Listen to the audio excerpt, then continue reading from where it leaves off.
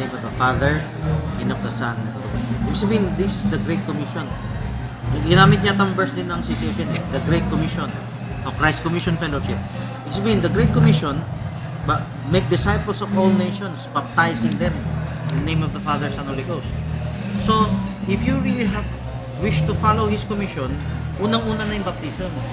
Makuha mo yung right baptism. Kaya sinabi ni Paul sa kanila, magpapaptize kayo ulit in Jesus' name. Kaya nagpare-baptize sila. Nabasa niyo ba? Nagpare-baptize sila. Iba kasi ano eh. Sa evangelical kasi ano eh, hindi naman part of salvation yung baptism. Kasi inyo ata part of salvation. Hindi, Ano ba salvation sa inyo? hindi baptism per se salvation. Ang salvation yung repentance from ignorance. Ano sa inyo? Yung kasi, di ba, you accept Jesus Christ as your personal Lord and Savior. If you truly accepted Jesus Christ as your personal Lord and Savior, you would have repented from your unbelief. From your sins of unbelief. Yung sins na ignorance. Yung ayaw mo alamin. Magkakaroon ka ng hunger sa Kanya. Magkakaroon ng change of heart. So, let's talk about baptism. Baptism per se does not save us. Pero, yung answer of a good conscience, kasi nagbago yung puso mo eh. Yun, your conscience want to do the right thing.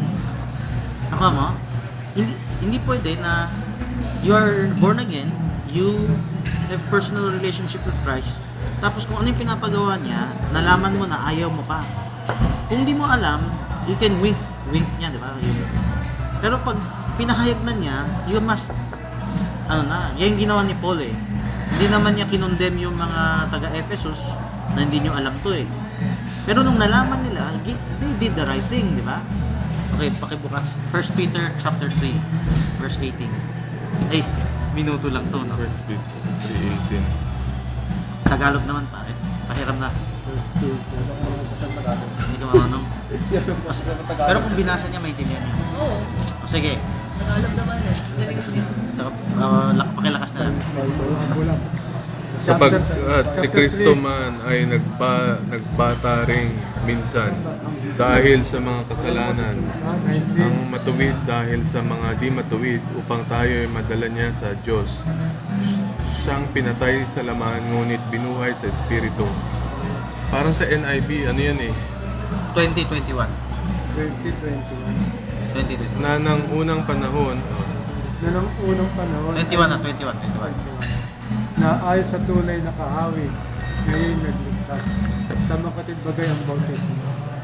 Hindi sa pag-aalis ng karamihan ng laman, kundi sa paghiling ng isang mabuting budhi sa Diyos sa pamamagitan ng pagkabuhay ng mga Diyos. Kung nakaligtas yung bautismo, hindi. Narinig niya, no? Kasi hiling ng Diyos. Ulitin mo yung part na yan, yung nakaligtas yung bautismo. Sa makatwid unang sa 21 na buhay ko na ayon sa tunay na kahawi ngayon nagligtas sa makatwid bagay ang bautismo, hindi sa pag-alis ng karamihan ng laman, kundi sa paghiling ng isang mabuting budhi sa Diyos sa pamamagitan ng pagkabuhay ng magulo ng Diyos. So, na-save, baptism save us, but not the flesh, yung paligo sa flesh. It is the answer of a good conscience towards God. So, it's saved. Ganito yon. Let's talk about salvation. When God reveals Himself and you follow Him, even partnerin niya ng pagtanggap or pag-receive as Lord and Savior. if you love me, you will obey me. Yes. You cannot say I accepted Him as Lord and Savior, pero yung pinapagawa niya, ayaw mo gawin. Kailangan magkaroon ka ng change of heart. Yung change of heart ang magliligtas eh. Yung change of heart ang magkaroon ng desire, I want to follow that. Ibig sabihin pa rin, hindi kami ligtas sa simbahan namin. No. Ito yung hindi ligtas. Ito yung hindi ligtas, brother.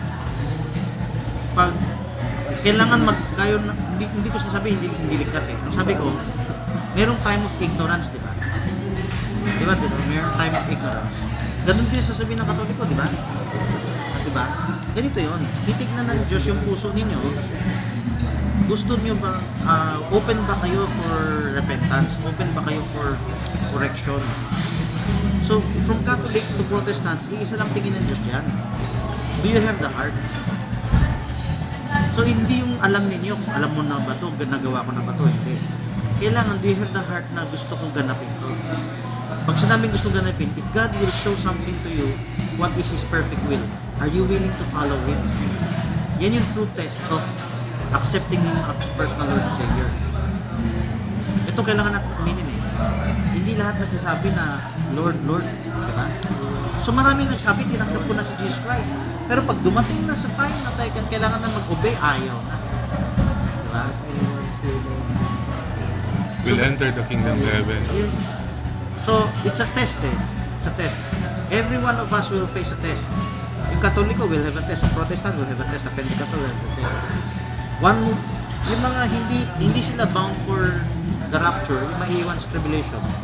In one way, in a certain level, titigil sila. They don't want to listen. They don't want to talk about it. They don't want to share about it. Diba? Nakakita na ba kayo ng Christian? Parang may bored sila pag-usapan yung Word of God. So, kahit pag marami ang member sa church, sigurado meron yan. So, ito per individual ng salvation. Individual. Kasi we have individual sa Diyos. Narinig mo na yung wise virgin, foolish virgin. 10 virgins. 10 virtues. Parable of the 10 The virgins. parable of the 10 virgins. Matthew 25, verse 1 to 10. Hindi pa narinig ko. Okay, Matthew ano? Matthew 25. 25. Mabasa Kay natin. Jesus yun, kay Jesus parable. Jesus na Yes, sa kwento. Sige, ulit mo na. 5 minutes mo. Matthew 25. Pwede man pagdugtungin eh.